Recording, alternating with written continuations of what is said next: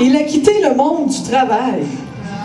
C'est un mélange d'émotions que je ressens ce soir. Je suis à la fois attristée et heureuse de son départ.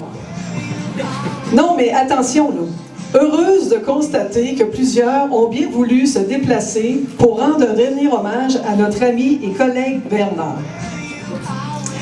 Et je suis à la fois dévastée par son départ si soudain. Après 35 ans de service, je m'y attendais pas. Je croyais que Bernard serait éternel. Eh bien non, lui aussi a décidé de dire « Bye bye, boss! » 35 ans de service, c'est tout un bail. Pas plus tard que lundi, à notre rencontre d'opération, Bernard disait que ça avait passé vite. Il peut bien parler pour lui. Quand on a à gérer Bernard, le temps passe pas si vite que ça.